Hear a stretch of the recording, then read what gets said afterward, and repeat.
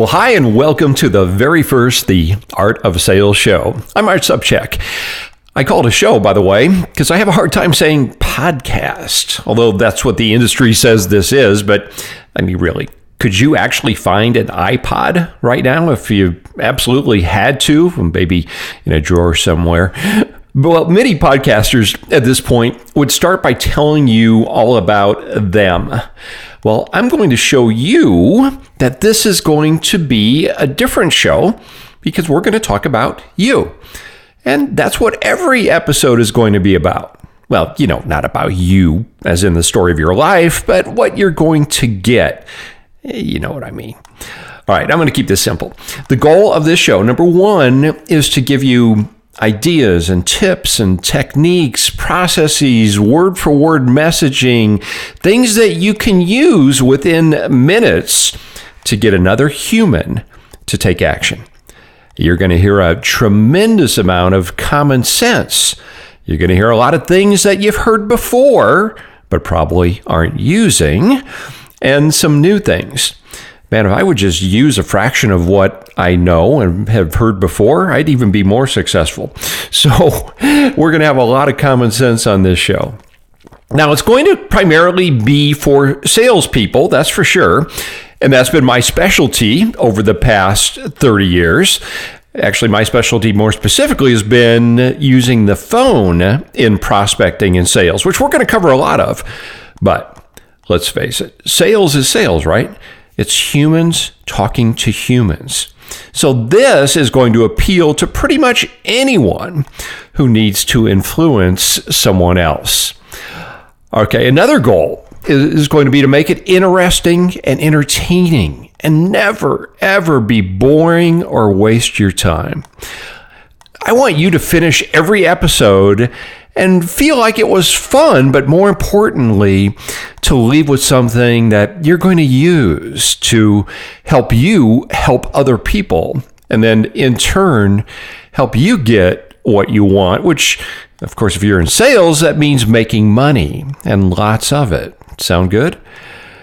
Now, if you're already familiar with me and my material, you know probably about what I'm going to be explaining next. And that's my philosophy on sales. Everyone sells every day. I don't care what you do in life. If you interact with people, you are in sales situations. So therefore, doesn't it make sense that if you do this every day, that you want to be as good at it as you possibly can?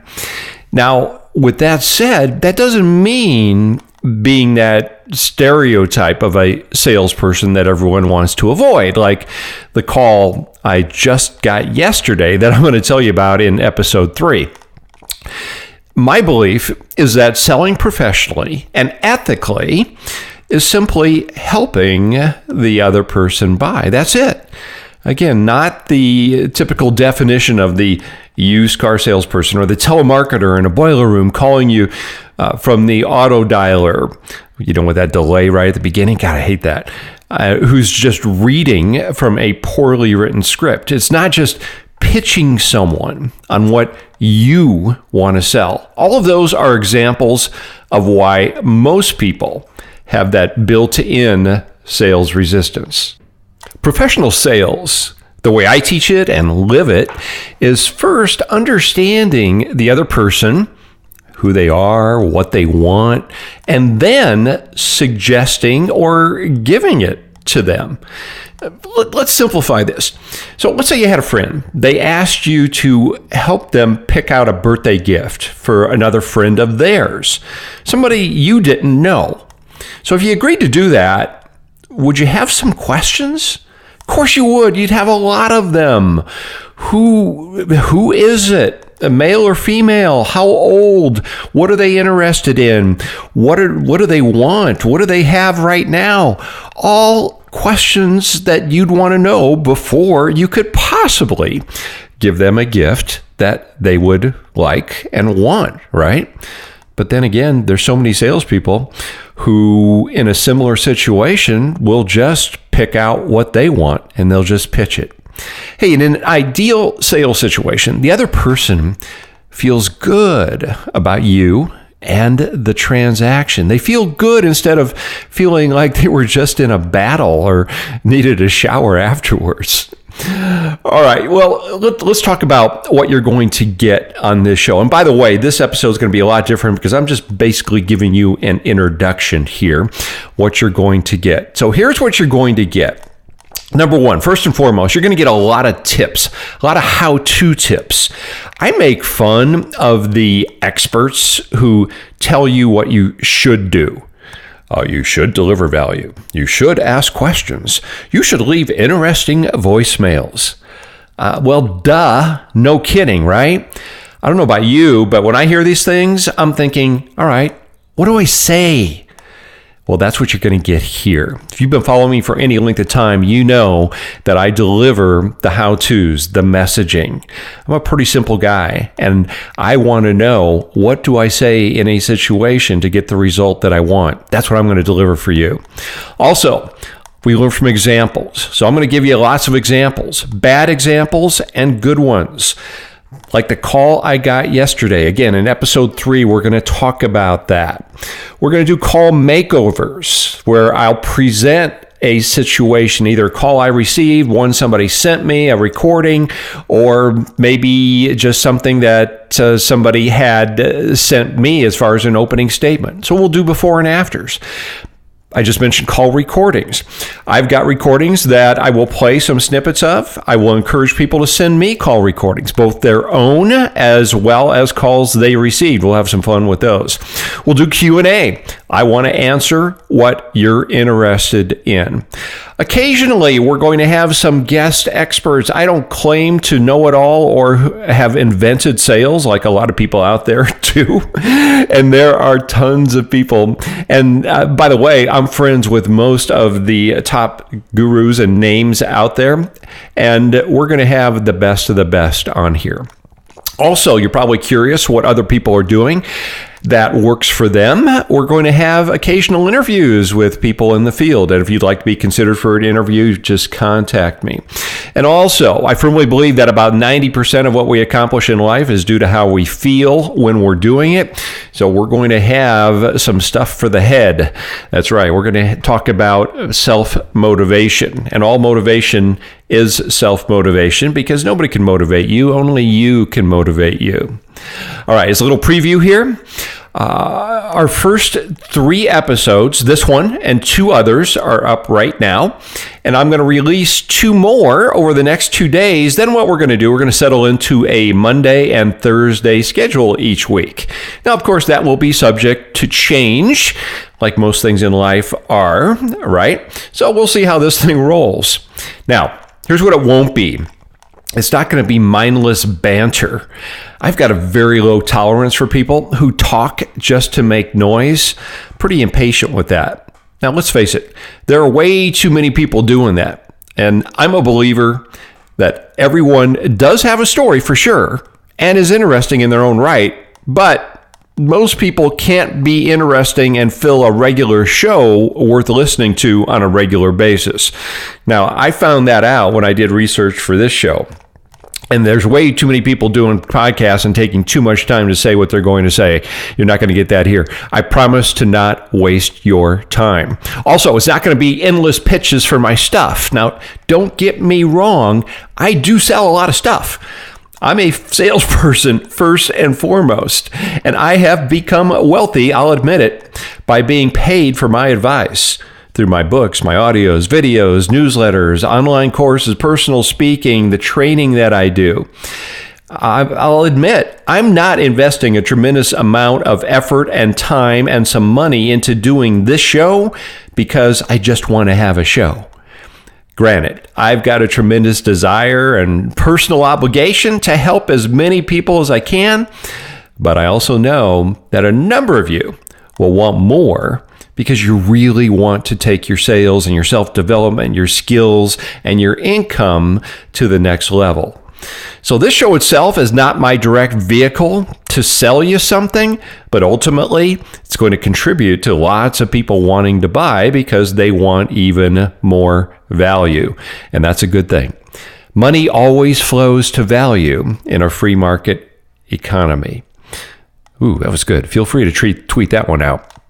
Okay, but regardless of whether or not you buy anything from me, yeah, I don't care, because lots of people will, but you individually, I want you in my tribe. If you're not already on my list, get on my list, not to just get on my list, so that you can be notified of future episodes and the weekly tips that we still email out. So I'm going to ask in every episode to subscribe, to share, to give an iTunes 5-star rating review, and I am going to offer lots of free stuff moving forward.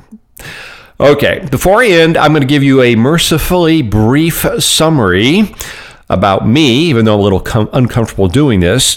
I'm doing it because, hey, we're going to be sharing lots of time together, or at least that's my hope. And hopefully I'm going to be in your ear and in your head quite a bit. It sounded kind of weird, didn't it? All right, so let's go way back. I got my first paid sales gig when I was 13.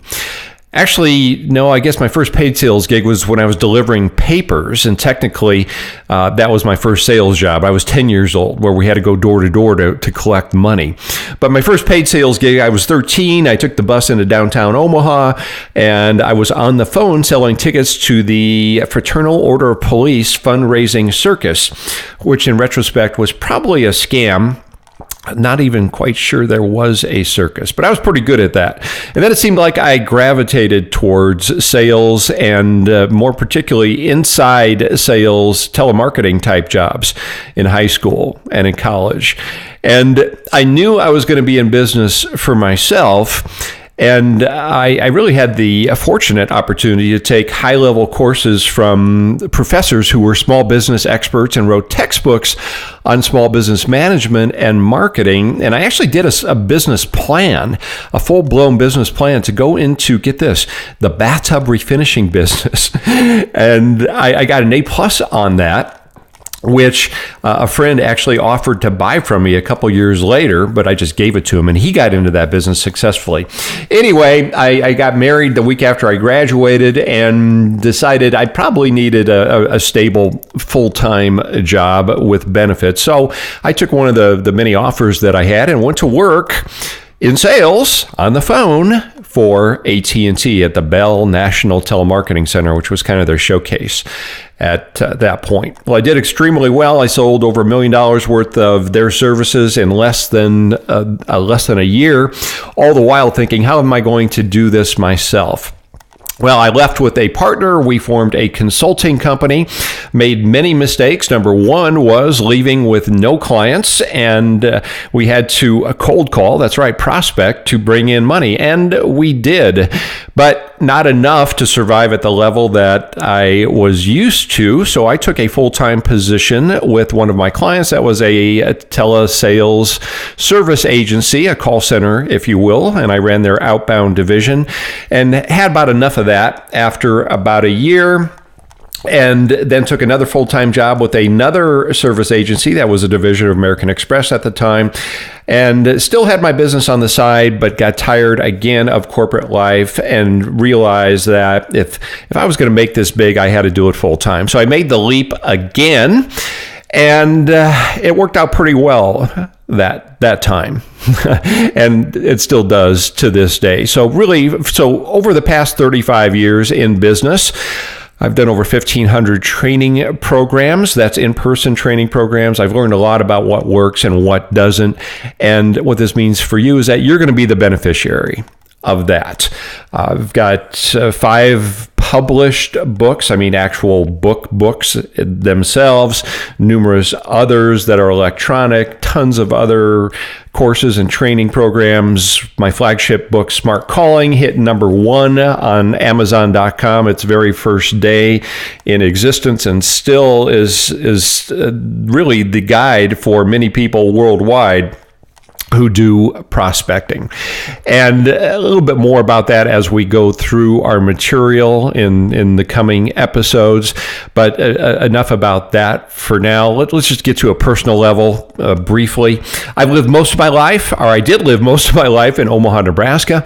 People ask me, where did you grow up? And my answer to that is, why would you want to grow up? But I spent my early years in Omaha. Now I live in Scottsdale, Arizona, because I hate the cold, and I'm living in paradise. Now, I've got a couple kids now in their low 30s that I reference quite a bit since I learned so much about sales from them when they were growing up.